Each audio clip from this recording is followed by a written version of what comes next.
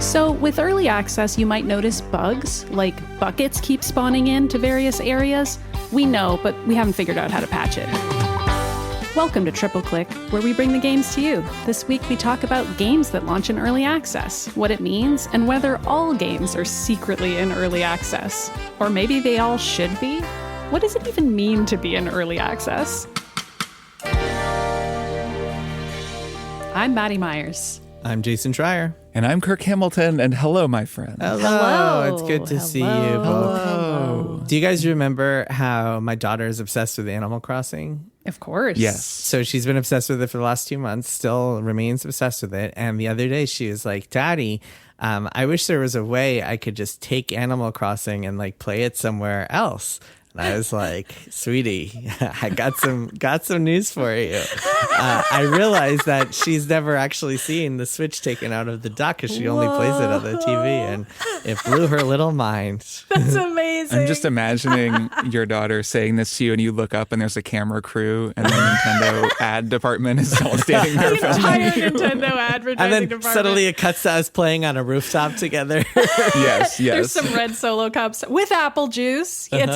It's all kid friendly. Some ukulele music is coming in from somewhere. A Benetton ad of diverse friends suddenly gathers around you singing and being like, let's play some Splatoon 3. Wonderful. I think I told you guys last year, like right before the Switch 2 reveal, I saw that play out at a coffee shop where like a group of like, there actually were a group of diverse looking friends like sitting around a Switch playing Mario Kart in New York City. It was very funny. It does happen sometimes.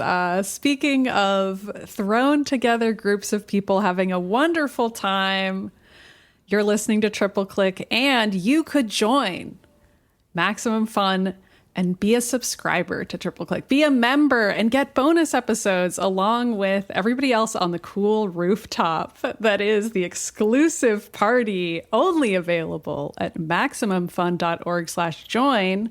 And once a month, you'd get a bonus episode from us. Our most recent one is us spilling the beans about everything in Resident Evil Requiem. Really fun counterpart to our main feed episode about that game. And the next episode that we're going to put out is going to be about The Sopranos again. Hey. We talked about season 1 a few months back in a bonus episode. This time around, we're actually going to do a big double stuffed Oreo of an episode. We're going to do seasons 2 and 3 in one mega a little context here is that we wanted to talk about The Sopranos forever, and we asked listeners, and a lot of people were like really into the idea of us doing a ton of bonus episodes about The Sopranos, but we decided to do a little bit of a compromise and do a couple of smashed seasons together. So we did 1, we'll do 2 and 3 together, 4 and 5 together. Maybe we'll just do one big one for 6 down the road. So rather than doing a new bonus episode for every season of The Sopranos, we're going to condense a little bit, but it'll be fun. Yeah. And that'll be our project over the next year or 2. It will be. And it will definitely be, like I said, a double stuffed Oreo. It'll be a big ep, but that'll be really fun. So you're definitely getting something good if you're subscribed to that bonus feed. So once again, it's MaximumFun.org/join if you want to join. It's as if you're getting 2 bonus episodes for the price of 1. Kinda. I mean, it's about 2 episodes of The Sopranos, but also you're getting many dozens. You're getting like 70 episodes. bonus episodes. Yeah, you're getting like a heck of a lot of episodes for the price of 1. I don't know, for the monthly price. Don't worry about it. You're getting a lot of bonus The eps. value of a Triple Click subscription just goes up with every passing so month true. as we add more to it. Exactly. It's kind of like Xbox Game Pass, except unlike Xbox Game Pass, we do not remove I don't things. know if we want to compare it to that. Could you imagine if we did? We're actually removing the Last of Us 2 Beans cast. We're taking out some of the older ones, the Mario movie episode. But then we put it back in later and we like announce it and we're like, the Mario movie episode's coming back, people. We're not doing any of that. All of those episodes are available all the time. It's an incredible deal. You can slap any device in your house and say, this is a Triple Click, and it'll be completely accurate. Okay, Kirk, what are we talking about today? Today we are talking about a topic that comes to us via the digital version of the rooftop where everybody gets together to listen to Triple Click. That is the Triple Click Discord server, where user Nick a little while ago, who suggested this idea that we talk about early access just as a hot topic. And that seemed actually like a great idea. Sometimes we get great ideas from our listeners, and that is one. If you have a good idea for the show, or a bad idea, really, if you have an idea, we prefer good ones, though, send it to tripleclick@maximumfun.org. That's the most reliable way to get something to us. You can post in the Discord, but we don't always check that. So email is the best way to go.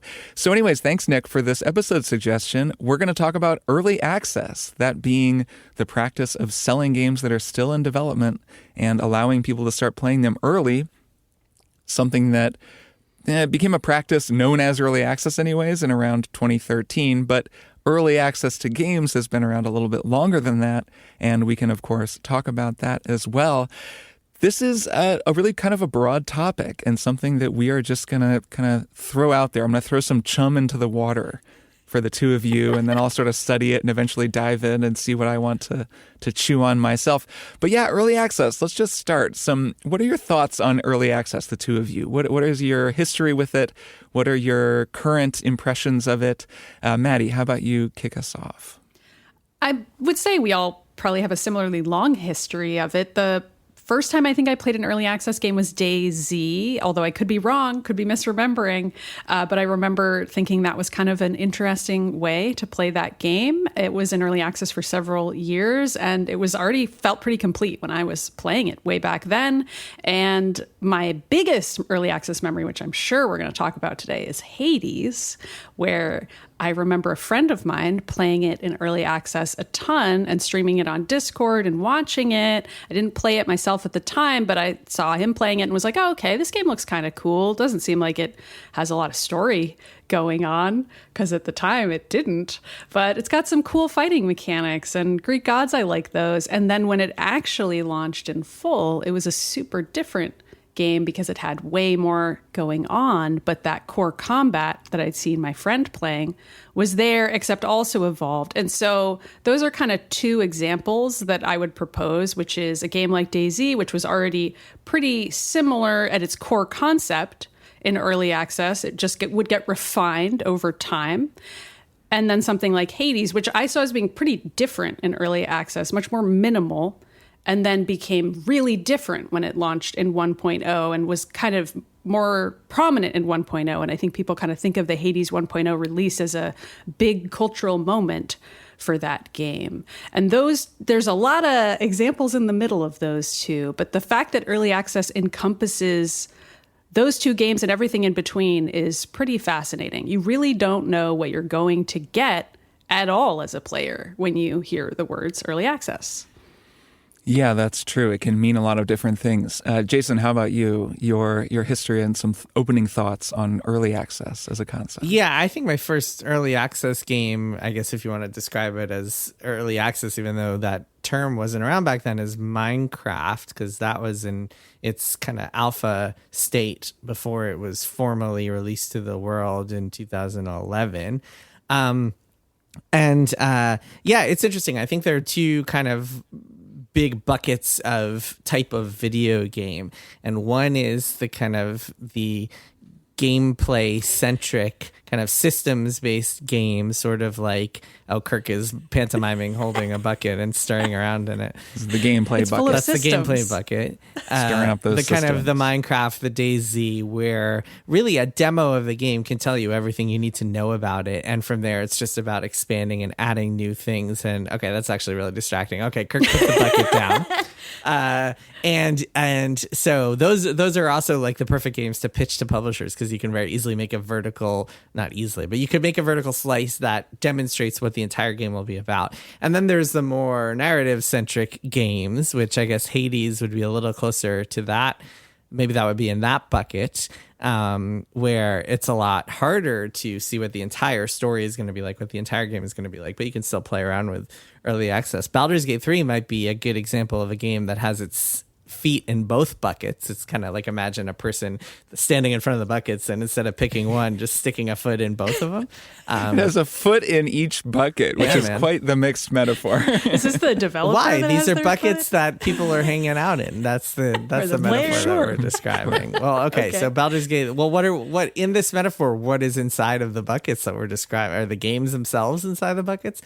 Baldur's Gate 3 is, we split it in half and put one in each bucket. I mean, the buckets that I have here on my desk, yes, the games themselves are in there. Got and it. Kind okay. of it's a little bit of a slurry, just sort of. It is. A bunch of different narrative games in that second. And Baldur's Gate 3 might be a good example where, like, if you had told me in advance that a story-heavy game like that would be in early access, I would be like, that's so weird. Why would you do that? But because it's so system-heavy, you can have all of Act 1 or a good chunk of Act 1 be in early access and just have players test out and flesh out the systems, and they spent years iterating because of early access. Broad thoughts are that I used to be very skeptical of early access. I think my initial reaction back when it first started becoming a prominent thing in 2013 was, I can't believe people are just trying to take money from players to just like pay for these buggy games that are just unfinished and might never be finished. And that part is still the case. And there are still examples of games that were in early access, but just never actually launched, and people just wasted their money. Same as kind of unresolved Kickstarter campaigns, that sort of thing. Maybe that's the third bucket, the unfinished bucket, the bucket that was never finished. But as time has gone on, I've grown to appreciate early access as a unique part of the video game industry, something that only games can do that we can't really see in other forms of media, and also something that I think can do a little bit more than just sell a game early and help that developer finish it financially. It can also build a community and allow for the kind of back and forth playtesting and development and iteration that I don't think would be possible if you kept a game to yourself. And it's gotten to the point now where I think some games not choosing to go early access or have kind of an open process, where that was actually a death blow for those games, such as Highguard might be the most prominent example of that, where if that game had gone into some form of early access or open beta or something, would have been a very different story for that launch, I think. So my thoughts on that have evolved quite a bit over the years, and I've grown to appreciate the value in early access and seen a lot of the charm. And I also think I've been surprised to see that for players, a lot of the times, at the beginning, years and years ago, I assumed that players like wouldn't be that interested, and a lot of them would just want to wait for 1.0. But what we've seen over and over again is that sometimes with early access, a game can have this big spike of players and sales when it launches in early access, and then another big spike of players and sales when it goes into 1.0. So it can really work out nicely for a lot of games. So I guess my opinions have kind of leaned positively in recent years. Yeah, that was a lot of interesting ideas. I'm going to come back to one of those, I think, but I'll just say that Are you saying it was a bucket full? It was a whole third bucket. It's just of Jason's interesting the fourth ideas. bucket now. We've added a lot of buckets. Oh, is it? Okay, I lost There's track a of that. Oh, you're lot right. of buckets. They're here on my desk. Oh, I could have Kirk, just looked. you got some buckets there. Okay. So I'll come back to one of those, I think, and we can go from there. But yeah, just to say my history with this, like you, Jason, I played Minecraft very early on. It was right when I was kind of first getting into writing about video games. I remember actually Penny Arcade talking about it. And I think they were instrumental in spreading the word about that game. And they had talked about it on their blog or something, or I don't know. And they were pretty visible around 2009. And that kind of got a lot of people talking about it, and I saw it around and started playing it. God, that's so funny to remember a day when people like read webcomics. I know, and read Tycho's blog, and where that could really move the needle for Minecraft. Yeah, it really did. It really did. And it made me check out that game, or at least led to the sort of popularity of the game that made me want to check it out. Because at the time, it wasn't like anything I had ever seen before.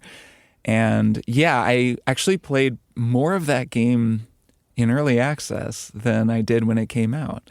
It was actually pretty great, like when it first launched. And the roughness of it was interesting and is kind of elemental to what it's like to play it. Even now, it still kind of feels like a game that's constantly in development, even though it's owned by Microsoft and is in some ways, far more corporate. When you log in, when you look at that first screen, I mean, it still is just like all these weird updates and, servers and all this really open-ended stuff that looks very early access, even though it's been around. It's to Microsoft's credit that they've kind of allowed it to be its own thing, very independent from the rest of Xbox.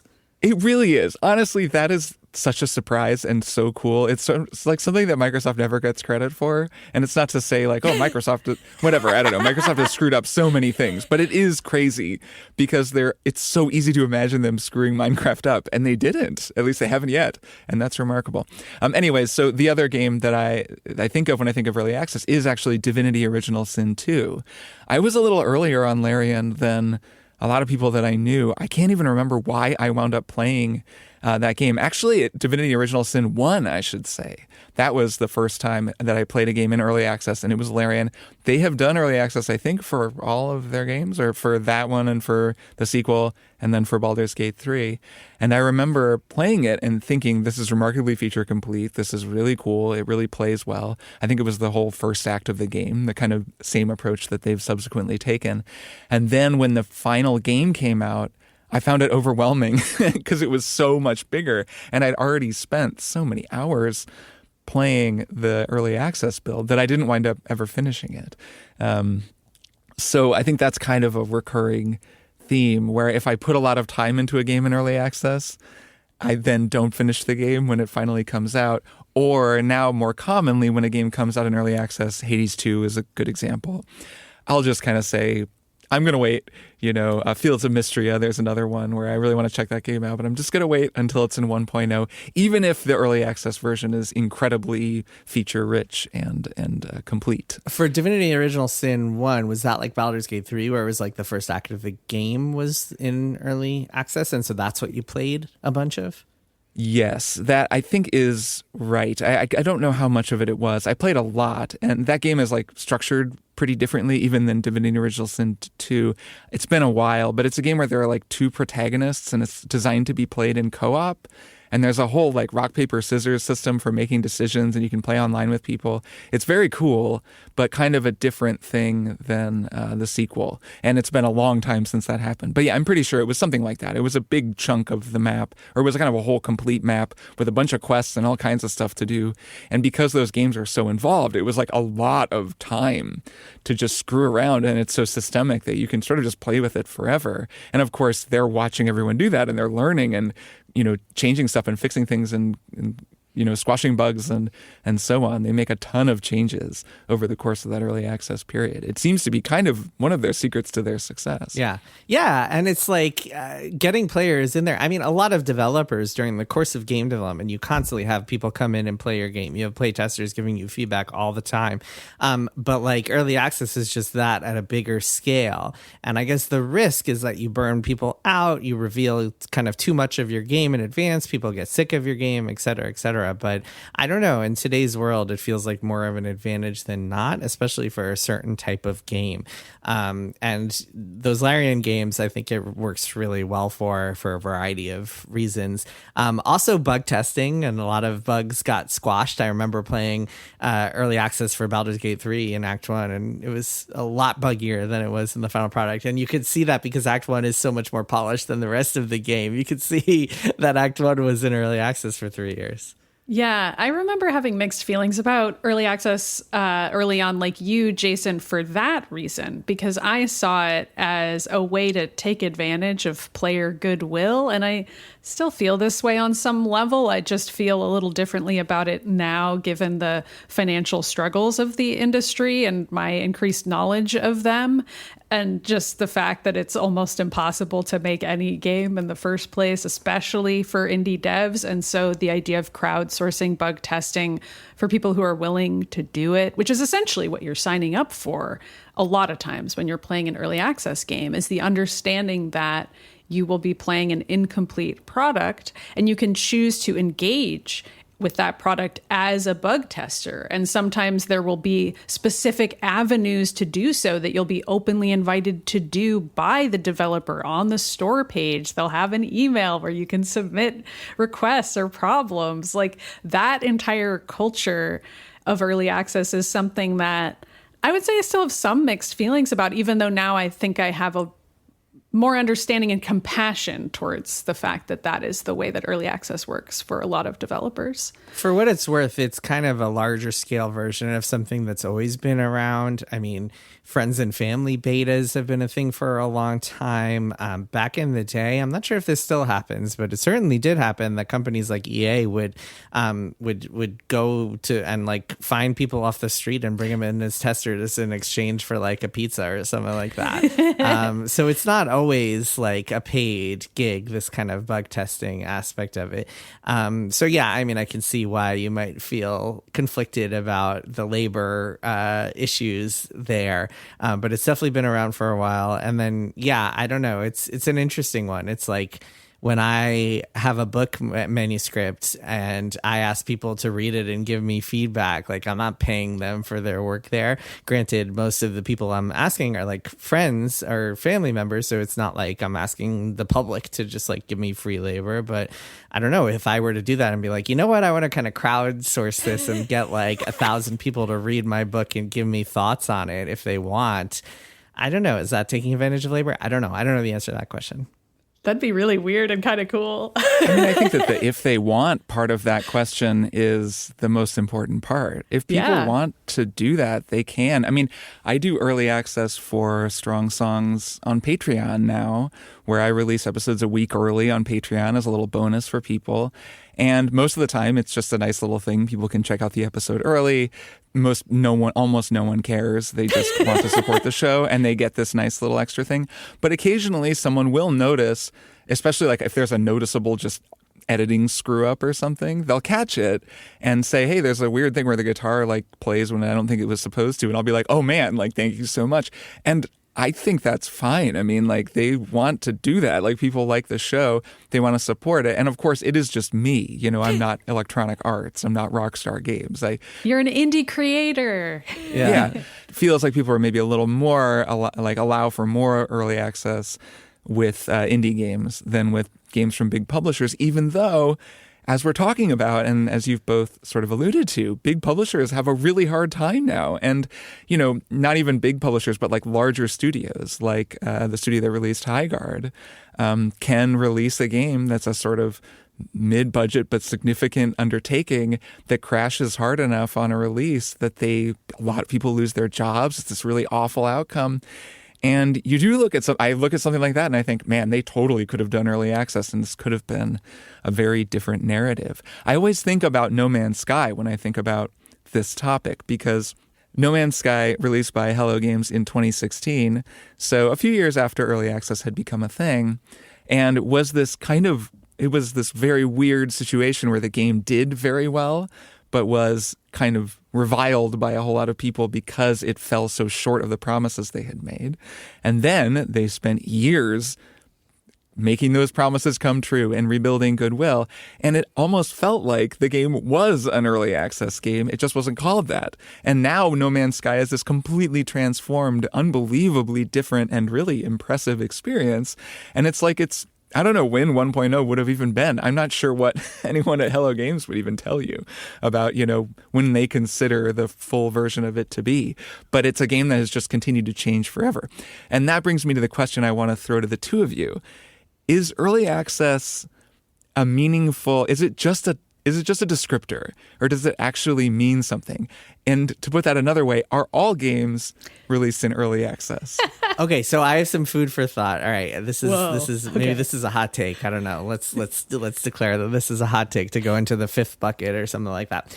I'm running out of space for buckets on my desk here. I feel like early access is the same thing as a live service game, except generally without the monetization part of it. So kind of a live service game is by nature in early access. Fortnite, when it came out, out is a drastically different game than Fortnite is today. And you could describe it as like, oh, when it came out before it even had Battle Royale, it was in early access. Just like No Man's Sky, when that came out, it was very different than it is today. Just like Minecraft or whatever actual early access games. Hades, too, was very different when it first came out than it is today. But the biggest difference is that with an early access game, generally you are asked to pay at the beginning, sometimes for a discount than the full price, which is part of the appeal. And you are not expected to pay again as you play. Like the game, there are no in-game microtransactions. Generally, I'm sure there are cases where there are, but generally speaking, especially since some of these are single-player games. And No Man's Sky, I mean, I think one of the reasons they built up such goodwill over the years is that they were just continuously updating that game for free and adding new stuff to it without charging people for a single DLC, a single expansion, anything like that. People could just buy it and download it for free. Granted, that game, the whole decade of No Man's Sky only worked because that game had high enough sales at the beginning to be able to justify them spending the money to keep updating it over time. But I think that's how you build up goodwill, whereas a Fortnite or something else that sells in-game stuff, it feels a lot grosser because it feels like it is just continually generating revenue off of these new updates and expecting people to keep paying to keep up with the FOMO or keep up with their friends or whatever. So I think it's kind of, these are kind of two sides of the same coin, and a lot of games are in this space, but the early access and the games where you just pay once and that's the end of it just feels a lot more, I don't know, genuine and less exploitative, that's for sure. I think you have something there, but I think what's different about early access is very psychological because the term itself has, I think, a inherent goodwill built into it because we all now understand the term to mean this game is not complete. You're here behind the velvet rope to watch as we're still putting together the party. Your forgiveness is implicit there. And that helps every early access game, I would say, inherently. That, and if there's a discount, like you mentioned, Jason, that helps too, because it's like, okay, I'm also kind of investing in this, and maybe I'll be glad I got it at a discount because it's going to be so great later on. Whereas a live service game, I think, almost has the opposite effect, where people will kind of be leaning back with their arms crossed and being like, all right, you're going to really have to impress me with this, because the live service landscape is so competitive. And I'm not even saying that the landscape for a regular early access game isn't also competitive. It's still trying to get eyes. It's still trying to get people to stop playing Fortnite and play their game. But there's just something really different psychologically about those two terms. I think people feel skeptical about live service games because they're like, okay, you're expecting me to keep logging into this forever. And that idea that it's going to keep changing and improving is not necessarily a promise that has the same intention behind it as early access. I don't know why, but it just doesn't.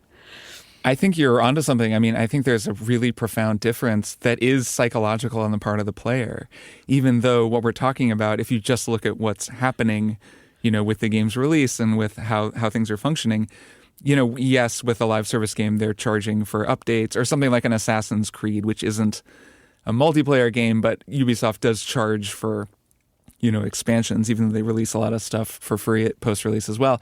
Like, if you look at what's happening, it's harder to tell everything apart. But man, the psychological thing is real. I don't know how, like, early access works with games that will eventually be service games. So if we imagine a world where Highguard, for example, had been released in early access, like, how would that have gone differently? How might players have thought of it differently if it was an early access game and it was described as such instead of being a free-to-play ongoing game?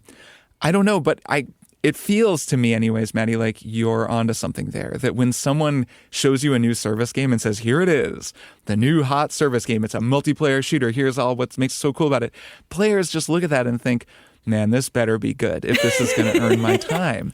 And like, we're launching this thing in early access. We're going to see what it is. We're going to find out together. That is just a kind of a different process as a player, even if functionally it's like actually very similar. You know, the two things are very similar. It's implied to be collaborative, I think, is part of it, is that it's like you, the player, even if that's only an illusion, the implication is that the player will actually have some input on the final product and help it in some way. I think that's right. And I think something that happens with service games a lot is that, we've kind of described it as this upward trajectory with a service game. Okay, we're going to just keep expanding it and making it better. But that's not the case, right? I mean, anyone who's bought into a service game knows that a lot of times the game gets worse, or it changes in ways that you personally don't like. It embraces some other type of player who they've decided is their core audience. They nerf some ability that was really fun, but that didn't serve their purposes. And that kind of thing also happens in early access games. It happens just in single player games. FromSoft will do this, they'll nerf some weapon that everybody really likes in Elden Ring. It happens across the board. But in an early access game, there is that sense of dialogue. And you will see players in the early access forums or on the developer Discord saying, no, don't nerf this thing. It was super good. And there are a lot of success stories where developers will say, we made this change and players were super clear that they didn't like it, and we realized they were right, and we went back and we figured out how to make the game work without the change that we had made, and it made the game better. And those are the kinds of changes that lead to an eventual 1.0, where people are like really psyched, and your hardest core players who gave you that feedback in the first place feel really good because you listened to them and that you changed the game to make it more fun for them. I want to get at the question you asked earlier, Kirk, which is, are all games really in early access? Because I think that's another... I'm very glad that we didn't dodge this. Yeah, I don't want to dodge that, because that's another interesting just kind of interesting food for thought. I was thinking, I mean, you could ask this question about a lot of games. I guess the answer to that question is that, like, you can kind of feel if a game feels like it's complete or not, or you just have to kind of use your subjective judgment. Like, I don't know. Edmund McMillan was on the show a couple of months ago talking about Mugenics, a game I loved, and I played to near completion, almost the final ending. And he told us that he's going to be working on this game for years to come and adding more stuff to it and DLC and all this other jazz, which to me seems like isn't that the definition of an early access game? But if you play this game, it's polished as hell. It's humongous. Like, you wouldn't think of it as early access. So I don't know. Is it a live service game? I don't know. I don't know how you would describe it. I think the borders we are all asked just kind him of and blurred. he was like, I don't know. Like, he was like, I don't know. I mean, the definitions were at the end, we're just kind of like trying to categorize the chaos that is video games, and that's never really possible. But it is, I mean, I'm also thinking about Crimson Desert, which is one of the biggest games of the year, has sold like 5 million copies. It's came out of Korea, came out a couple of weeks ago. I dabbled with it, played the first like 3 or 4 hours and really did not like it, but a lot of people seem like they're really into it. And I was just talking to my friend this game has like penetrated the mainstream. It's like my high school group chat is talking about Crimson Desert. So I was talking to a friend of mine who's really into it, and he was talking about how every week it seems like the developers are adding these patches based on what people are saying in Reddit. So like the controls were a complete disaster when it launched, but since then they've been patching and playing around with them.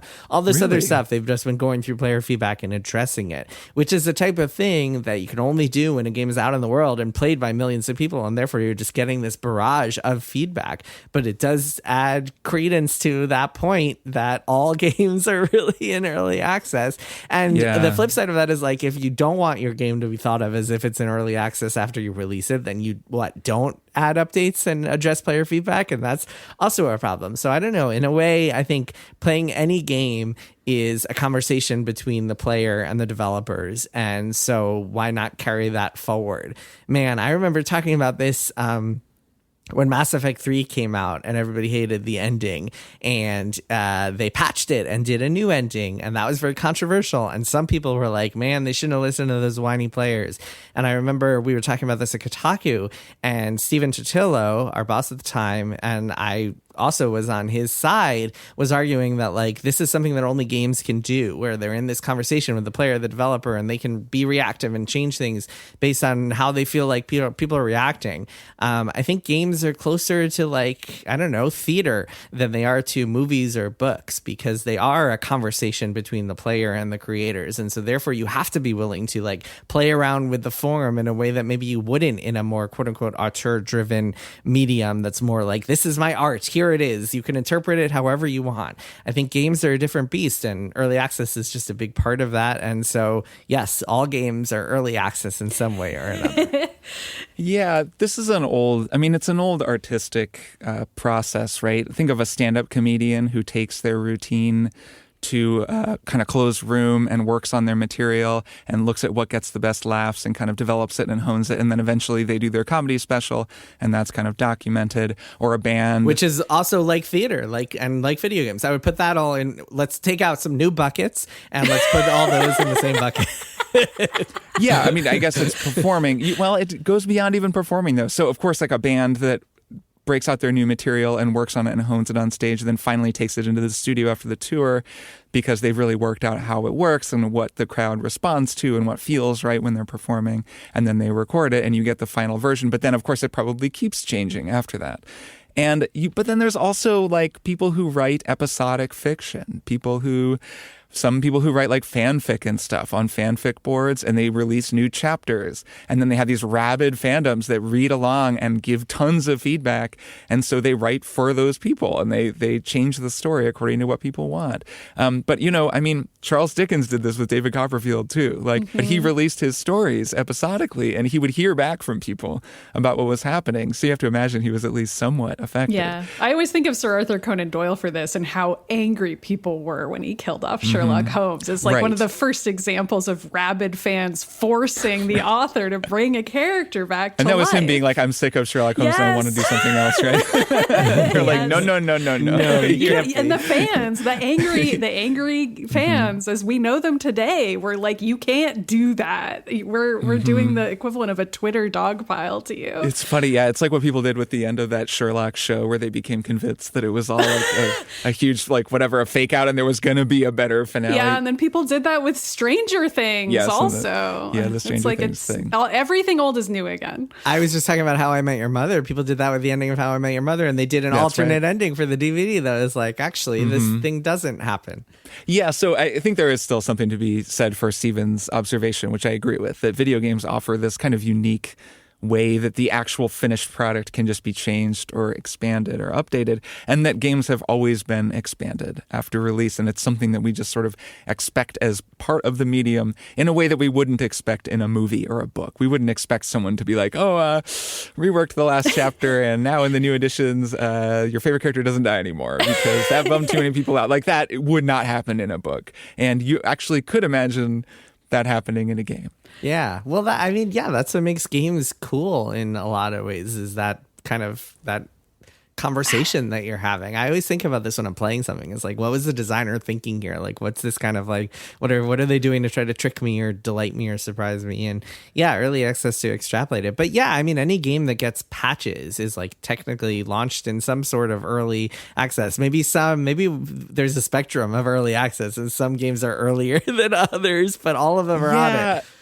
And it's true. Some of this is that it is like a category on Steam that your game can be called early access, and that simplifies things in a way because once it's labeled early access on Steam, it has to fulfill a certain number of, qualities. Like it has to have a couple things be true of it in order for it to be early access, even though there are games like Star Citizen, for example, which is in early access and has been forever and possibly will be forever more. We don't know, but has been in early access for a long time. Even though it's not on Steam early access, the game is not finished. People have been paying them scads of money for more than a decade, and they do keep releasing stuff and letting people in. I think some people get a kick out of that. They like just being part of it and seeing this super ambitious thing, even if it never does come out. Isn't it up to $1 billion in revenue at this point? I have no idea. It wouldn't surprise me, but I don't know. It's a huge number. I stopped following that story a little while ago, and then whenever I look into it, I'm like, wow, this is just what a saga Star Citizen is. Yeah, PC Gamer headline, December 25th, 2025. So just 4 months ago. Star Citizen is on course to reach $1 billion in player funding in 2026. And we still might not get to play its single player campaign. Man, it's looking at that kind of process, though, like where you're buying in to be a part of the development for this long period of time, whether it's Star Citizen or a Steam Early Access game. I think that process actually plays a cool role that will become more important over the years to come. This is something that's come up a few times when we've been talking about AI and its role in game development or just creative work in general. But something that I've noticed more and more is this trend toward disclosing and showing how your work was made. Like, not just the sort of this was made by humans disclaimer at the end of the episode, but also the documentary about the show, the behind the scenes look at how things work, the Patreon or the other, sort of crowdfunding site where when people join it, they get to see you making the thing, you show them all your work. And it used to be you would do this to justify the fact that people are paying you. You'd say, look how hard this is. Like, I'm spending so many hours making this thing. Your money is going to feed me while I do this, But now it's also become, look how I make this thing. I'm really making it. And I'm not just like, having a computer crap it out for me and then taking your money.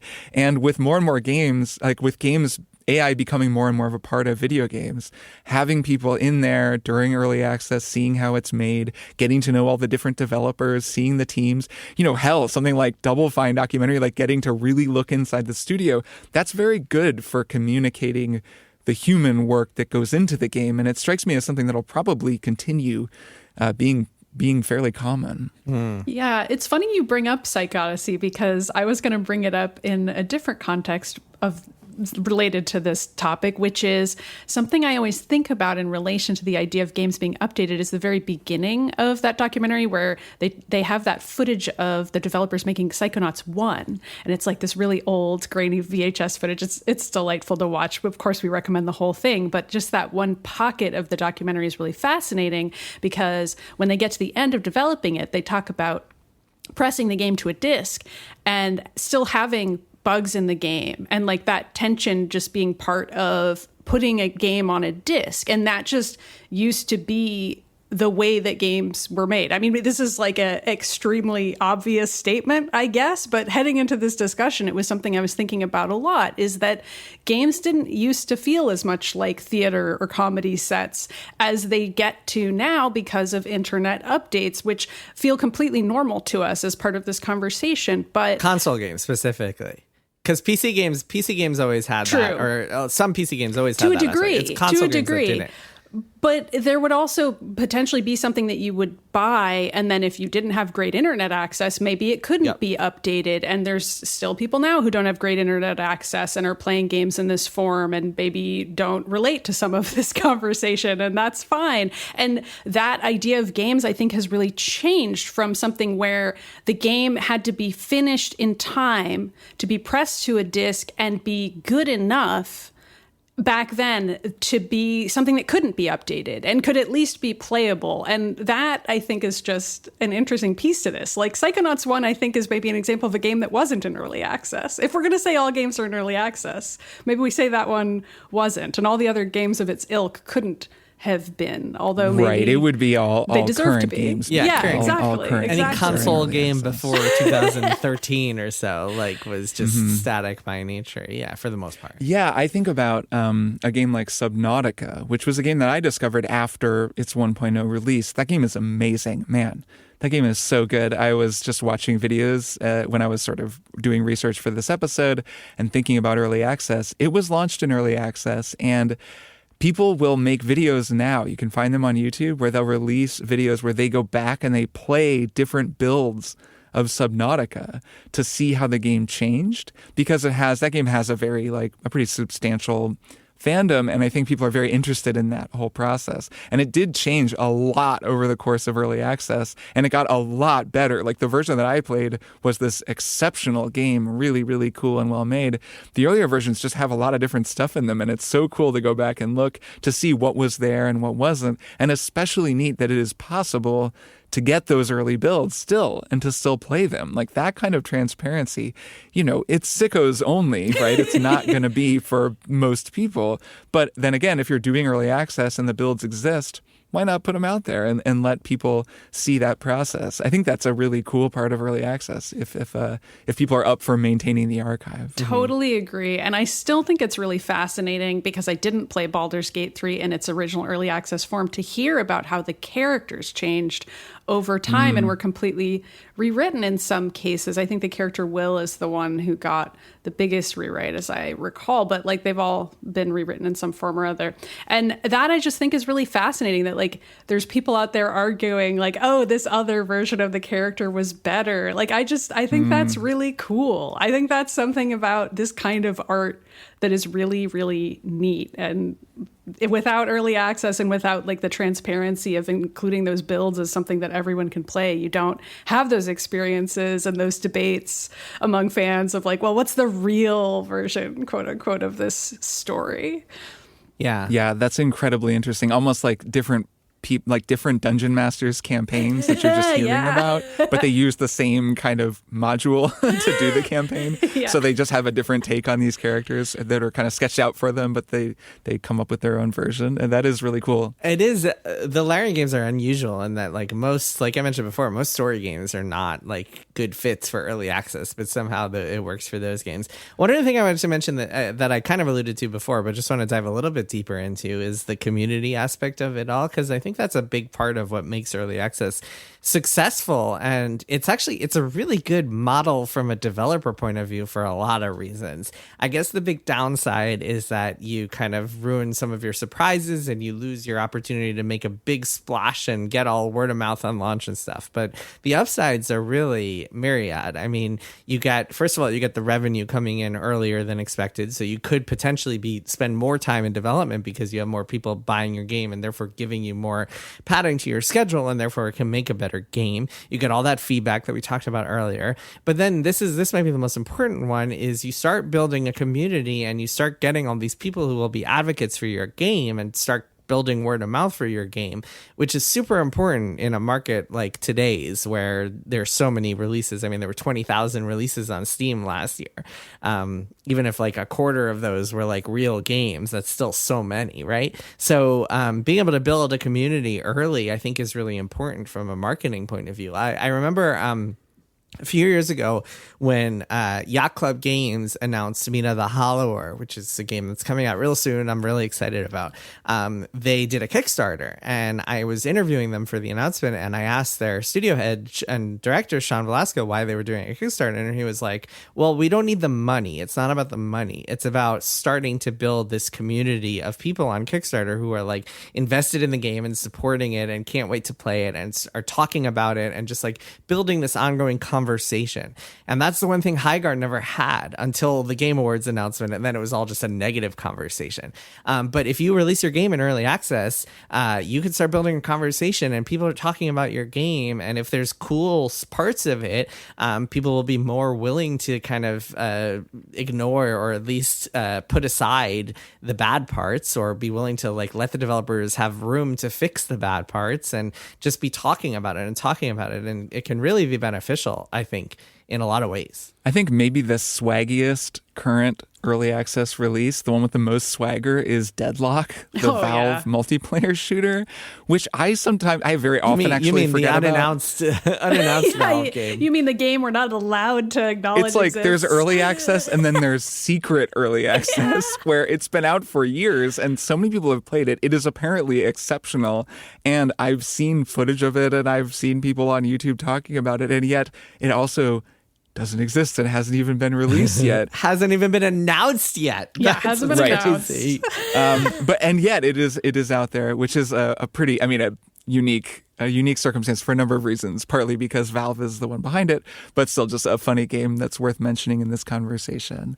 And we're running out of time, but I want to say, I guess at the end here, that I think this is an interesting topic. I'd love to hear from some developers about this. I think if you're listening to this and you're a game developer and you have any experience with early access, or there's maybe some angle to the topic that we didn't talk about or that you think we should be considering, none of us make video games. We'd love to hear from you. So shoot us an email at tripleclick@maximumfun.org and, let us know your thoughts on early access. If you've ever worked with it or put out a game in early access or talked to people about it and have some thoughts or some knowledge, we would love to hear from you. Yeah, I would love to hear if there are any downsides aside from, like I mentioned before, just kind of like ruining the potential impact of a 1.0 launch, or like getting reviews on the internet too early or something like that. That was always the downside I heard a few years ago, but I wonder if that's changed and if there are any other kind of potential downsides nowadays, because generally it seems like a pretty good thing for games that it fits. Yeah, for sure. So yeah, shoot us an email and let us know your experience with it. And we look forward to hearing from you about that. All right, let's take a break and then we will come back for one more thing.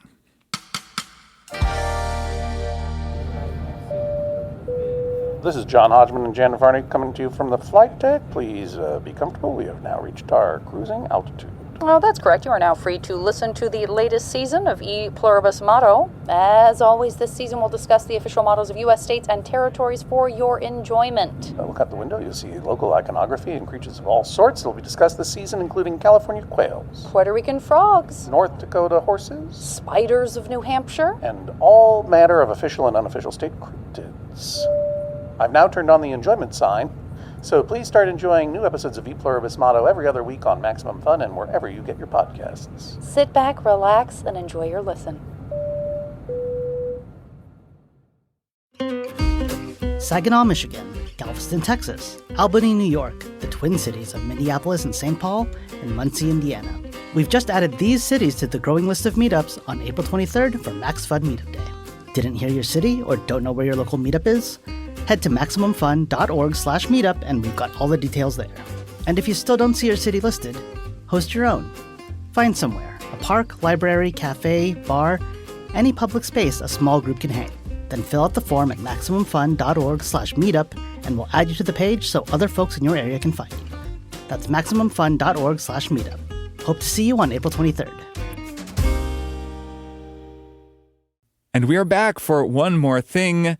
Jason, what's your one more thing? My one more thing is a TV show called Wonder Man. This is the latest from the Marvel Cinematic Universe. Came out a couple of months ago, and I just watched it. By the way, if you Google, I was Googling triple click Wonder Man to see if we had ever talked about it. I didn't think we had, but just like double check. And it says on the top of Google AI, the Google AI box, it says, on a discussion on the podcast Triple Click, journalist Jason Schreier reported that a source working at the Marvel Studios Wonder Man described early production troubles, allegedly stating that it, quote, sucked. Which is just entirely... You've really been developing your Marvel sources. It's pretty good, man. You're branching out. Entirely made up. And then so I click, there's like a little Reddit link, and I clicked it, and it leads to a Reddit post that is like, Jason Schreier said on Triple Click that he spoke to one of his sources who was working on the Wonder Woman game, and they are aiming for a such and such release, and that seems unrealistic. So look, that is an understandable mistake. Wonder Man, Wonder Woman, a TV show, a game. I mean, it's easy to get mixed up with this kind of thing. I mean, the takeaway here is that Google doesn't. Google says that gender is not real, and therefore it's all the same. Wonder Man, Wonder Woman. Typical woke AI. Anyway, so I just watched Wonder Man. It's 8 episodes. Each one is like half an hour, so it's a very easy watch, and it is quite good. I really enjoyed it. It's like the least superhero-y a Marvel show has ever been. It's kind of like it actually reminded me, Kirk, of the way you described Night of the Seven Kingdoms, is in that it's a grounded story set within this world of larger things. I mean, there is some, like, the main character is a superhero, so there is that, and that's part of his story, but still, it's like it's the type of show that I think we wanted to see more of from Marvel. I think there was maybe one action sequence in the entire show, which made me very happy. So it stars Yahya Abdul-Mateen as this guy named Simon Williams, and Ben Kingsley as Trevor Slattery, who you might remember from Iron Man 3, where he plays the Mandarin, and that's part of his role. So he's this actor who had played and that was a big twist of Iron Man 3, that it wasn't actually the Mandarin, it was this guy playing him. And so the two of them are these kind of actors at different points in their career in Hollywood, and Simon Williams is hoping to get cast in the role of Wonder Man in this big, high-profile kind of Marvel-esque production that is a remake of a film that he grew up watching in the 1970s or 80s. And the show is mostly about their relationship. There's also Joe Pantoliano, aka Ralph Cifaretto Joey in The Pants. Sopranos, has a fantastic role in this show that I won't say AKA anything about Cypher. it. Yes, aka Cypher, aka Joey Pants. He's fantastic Yes. in it. But really, it's a show about Simon and Trevor and their relationship and the way they kind of interact and just build this budding friendship, despite being very different people, unlikely friends, I would say. And yeah, it's really cool. It's a very human story. A lot of it is about Simon and his powers. He has some superhero powers. You will be shocked to hear that a Marvel character has superhero powers. But a lot of it is about that. I won't get into the specifics, but a lot of it is about that. A lot of it is about his kind of back and forth with Trevor Slattery about all sorts of things and their adventures and their discussions about what acting actually means, which leads to some really good stuff. There's a whole scene where it's just like Trevor is really just trying to convince Simon that he doesn't need to over prepare and he just needs to just kind of like act. And they talk about different methods of acting. It's really interesting. And there's an entire episode that is just a standalone story, kind of in the vein of that Mythic Quest episode, A Dark Quiet Death, or that Last of Us episode about that couple. That episode is super cool, the standalone episode. And yeah, it's just a really solid show, which is not something you can say about a lot of Marvel shows. I've enjoyed a lot of the Marvel shows I've watched, but more from a perspective of like, oh, it's just having something on while I play video games. This is a show where I put my Steam Deck down for most of it because I actually wanted to watch it, and it like looks like a good show and is a fun show to watch. And there's no, I don't know, like acrobatic flips and superpower like CGI effects for me to like tune out of. It's all just people interacting. It's like I said, it's a very human story instead of a superhuman story, and I appreciated that. I highly recommend it. So no big like PS2 graphics fight scene in the climactic episode where Wonder Man fights an evil version of Wonder Man? You're telling me that's not how it ends? Nope. Nothing like that. Interesting choice on their part. Yeah. There is a little CGI here and there, but it's They gotta. used, in a way that I did not have many complaints about. I really enjoyed it.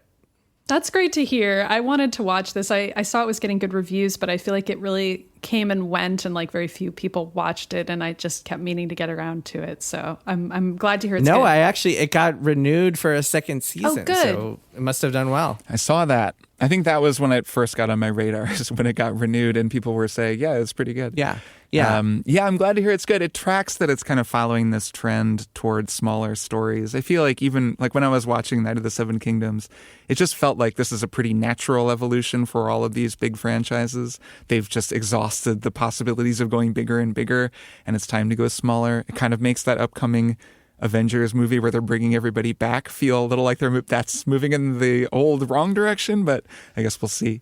That's cool. That makes me want to watch it. We don't have a Disney subscription right now, but when we get it again, I'll when check you it get out. it, it's also very funny, I should mention. And like the showrunner Andrew Guest was a writer for shows like Community and 30 Rock and Brooklyn Nine-Nine, so he's got a big comedy background, and you could see that in this show as well. The 30-minute thing is also a big point in its favor for 30 me. minutes, Loving just the like 30 Knights of the Seven Yep. Kingdom. Remember I said that about that? Yep. And yeah, it's a big appeal, and yeah, it's really just a fun bromance between these two guys, and there's some other cool stuff that happens along the way. But I mean, if there's one criticism that I can make of it, and Maddy, I would be curious to hear your take on it, is that like there are literally no female characters that have any like development or story whatsoever. Like they get Wonder Woman. Okay, this is Wonder Man. It's Right. not, exactly this is Wonder Woman. Actually, they don't anymore. That game isn't ever coming out. Yeah, that's so. true. Based on according to Google, gender is a construct. Wonder Man Right. and Wonder Woman are kind of the same. right. So pretty like much the same thing. it's actually all of a piece. Yeah, I'll check it out. I don't know. I mean, I to give like a slight counterpoint to that, I did also really enjoy how grounded the Miss Marvel TV show was, and so that at Super least fun show. it's not to say that Disney isn't still doing stories like that. And I'm also glad they're finally making anything about characters of color, because for many years it was all white characters and male characters. So hey, at least there's that, right? That's something. They're getting around to it. Yeah, Yahya Abdul-Mateen, for people who aren't familiar, he actually played Dr. Manhattan in that fantastic Watchmen HBO show, and he was so good. Remember how good that was? That was so fucking good. was Yeah, that amazing. show was so good. And he was really good in that. He was incredible. He is fantastic in this. He is Nice. That's he not is a an surprise. incredible lead, and obviously Ben Kingsley is Ben Kingsley. So Yeah, and I mean that Mandarin character that he played was so funny to me. So just the Iron fact Man that 3, he's a back good is movie. great. yeah, ridiculous. And yeah, the two of them, I think one of the reasons the show works is because the two of them have great chemistry and are both great actors. Nice. That's good to hear. Well, speaking of great female characters, Maddy, what is your one more thing? My one more thing is a 2003 video game that I had never played before. It's called Beyond Good and Evil. Have you two ever played this game, or did you play it way, way back in the day? No. I didn't play it back in the day, but I have played it. Okay, yeah. I think I bought it on super discount on Steam many years ago, and it was just in my library, and I was kind of between games and was looking through my entire Steam library, just scrolling. Hundreds of games, and I saw it there, and I was like, I wonder what this game is like. So I installed it and I played it.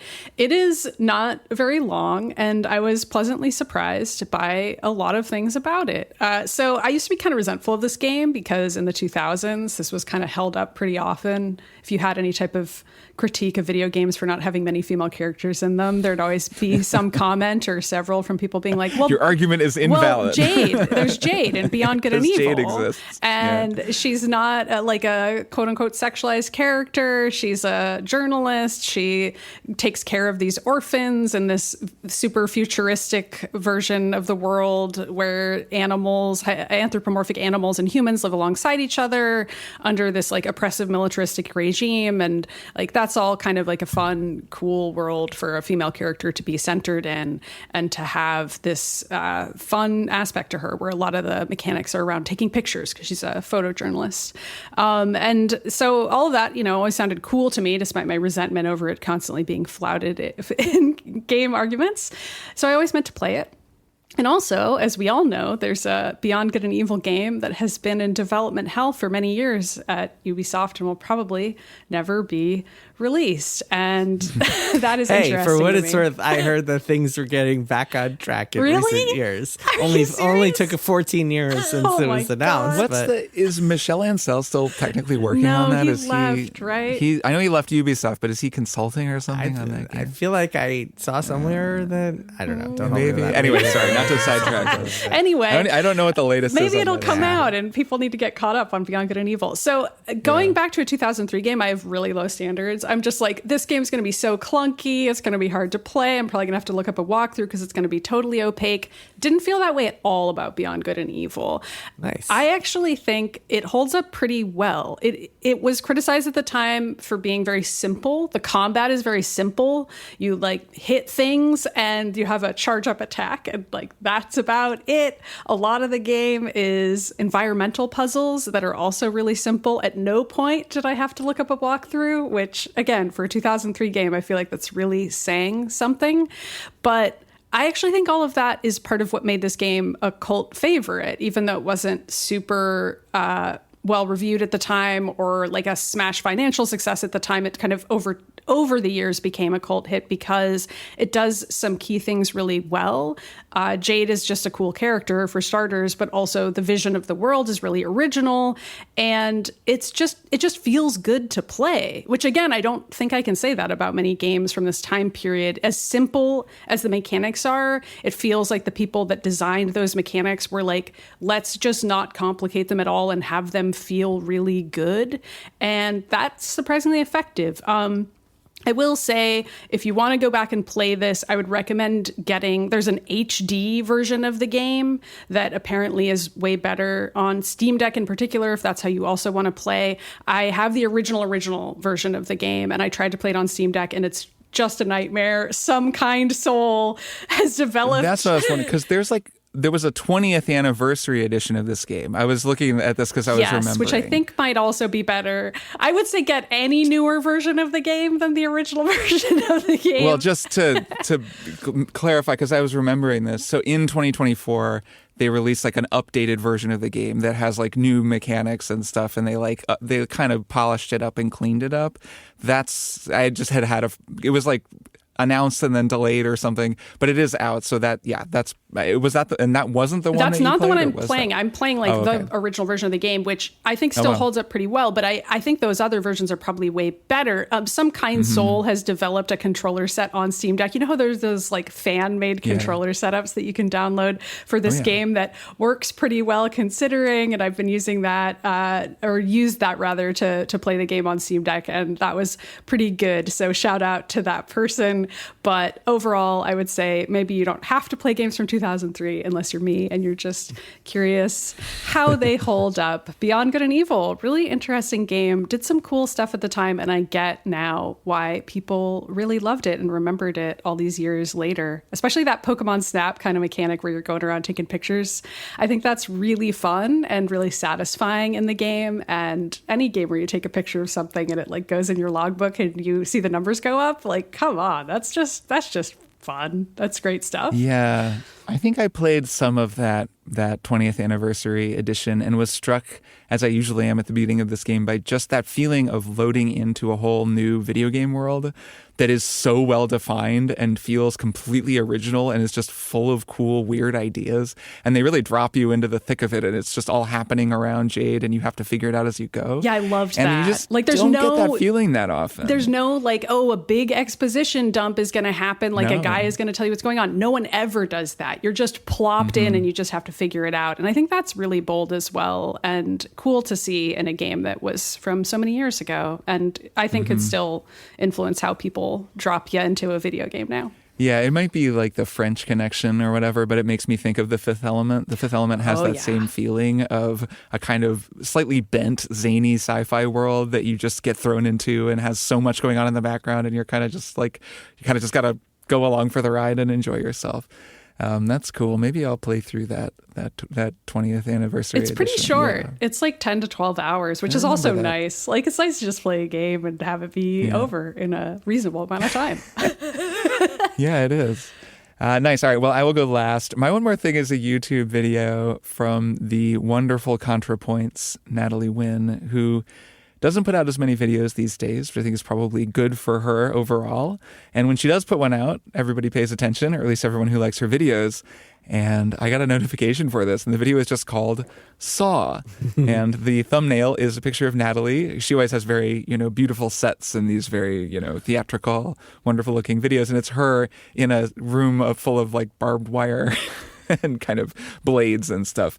And I thought, well, what's this going to be? And I clicked it, and it was a lengthy analysis, a critical analysis of the entire Saw film franchise. So I don't know what I was expecting, but that's what it was. I have never really watched a Saw movie. I'm not really that interested, or I find them pretty stressful. And so I'm not the target audience, you would think, for this video. And yet I watched the entire thing. And I found that by the end, actually, as a person who doesn't like the Saw movies, but is aware of them and has been curious about them, maybe I was the exact target audience for this video, because now I know a lot about them in a way after watching this interesting, smart person talk about them for an hour and a half. And I don't ever have to watch them because they seem really intense and gory and scary. Or I suppose not really scary, just like gross and stressful, gory, I would say. So the Saw movies are a long-running, very successful franchise of films that's been around since like the early 2000s, I think. I'm not sure the exact date of the first one, but there have been so many at this point. Just, man, with all kinds of different directors and different actors in different styles of different quality. And they've really strayed very far from where they started just because so many different creative people have taken them over. But the fundamental idea is, in a Saw movie, say the first one, a group of people each wake up in some kind of horrible death trap. So like a woman wakes up and she has this crazy bear trap attached to her head. Or a guy wakes up, a woman is in like a barbed wire like net kind of, and there's like barbed wire all around her and she can't move without getting cut. Or someone's like hanging from a arm, like I think is holding their arm, and they're hanging over some horrible death device. And so then the killer, or the kind of bad guy of the Saw franchise, who is called Jigsaw and is actually a guy, he gets identified eventually. He kind of comes on the radio. He has a little like Monokuma style, Monokuma from Danganronpa style, like toy. It's this little like kind of clown on a bike, I guess, who sort of, the voice comes out of him sometimes. And he basically says, there's some, do you want to play a game? I can't remember. There's like catchphrases and stuff. And he basically says, oh, well, you always took your life for granted. And so now I'm going to show you that you really need to suffer and sacrifice something in order to prove you really want to live, or whatever. He has this kind of ethos and he's trying to prove something. And so then the people have to do some horrible thing to get out of the trap. I don't know, to get out, you have to like cut off your hand or something with a saw, and it's horrible. And so they're all kind of like that. Or maybe you're in a trap with one other person. A lot of times he makes these kind of moral like traps where it's you or the other person and you have to sacrifice someone else's life for your own. It's like a kind of a torturous situation, though, as I think Natalie very effectively argues, these are not exactly torture porn, which was, I think, the term that was used to describe them. And she really gets into the kind of visceral reactions that we have to horror movies and why we watch horror movies, and how we're supposed to be disgusted by and disturbed by what's happening in Saw, and that's like fundamental to what we get out of the movie, like how they derive meaning, and how a lot of critics dismiss them, especially early on, by saying, oh, these movies like glory in all of this horrible violence, they exalt in doing horrible things to people. But she says, no, they don't at all. Like, they depict it as horrible, and you're supposed to feel horrible about what you're seeing, but that's like what they're actually going for and what they're trying to tell you and what they're trying to make you think about. So it's a really great video that really kind of elevates the whole discussion. I think she would roll her eyes at that because she jokes a lot about elevated horror and how Saw is like very not elevated most of the time. And she's not even really trying to elevate it by talking about it in her typically intelligent and thoughtful way. But it is a just really fun video. So I wanted to throw it out there for anyone who is a lover of the Saw movies or who has never seen a Saw movie but thinks that still sounds kind of interesting. It's a really funny and just a really insightful and fun video that I was very glad to watch, and I wanted to recommend it. So that's Contrapoints on YouTube, and her latest video, which is about the Saw franchise, and it's just called Saw. The guy who plays Jigsaw, Tobin Bell, has a very distinct voice and makes an appearance at the end of The Sopranos season 3 that is very memorable. I hope he's playing Jigsaw and then Tony is trapped in a room. Yeah, Tony suddenly wakes up and he has a psychiatrist. vice on his head, and Anyhow, a good YouTube video for everyone. And that'll do it for this edition, for this episode of Triple Click. This was a fun one, and sign up to become a member to get some of these bonus episodes we're putting out. That Resident Evil one is a lot of fun. That was a really fun conversation about a really cool game, and that's in the feed now, so you can listen to that if you sign up to become a member. Next week, for people who pay attention to numbers, next week is number 300, episode 300 of Triple Click. That's right, Episode 300 coming up. We'll have to recognize We'll that do in something some way or special. another. Yeah. Also, happy Passover. Yeah, happy Passover. Yes, happy Passover, everyone. All right. Well, I will see the two of you next week for episode 300. See you next week. Bye. Triple Click is produced by Jason Schreier, Maddy Myers, and me, Kirk Hamilton. I edit and mix the show and also wrote our theme music. Our show art is by Tom DJ. Some of the games and products we talked about on this episode may have been sent to us for free for review consideration. You can find a link to our ethics policy in the show notes. Triple Click is a proud member of the Maximum Fun Podcast Network, and if you like our show, we hope you'll consider supporting us by becoming a member at MaximumFun.org/join. Email us at tripleclick@MaximumFun.org and find links to our merch store and our Discord server in the show notes. Thanks for listening. See you next time.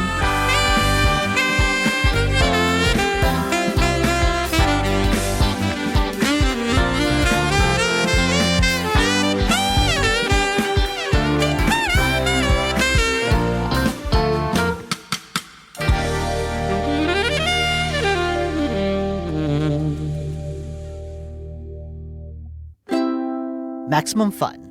A worker-owned network of artist-owned shows. Supported directly by you.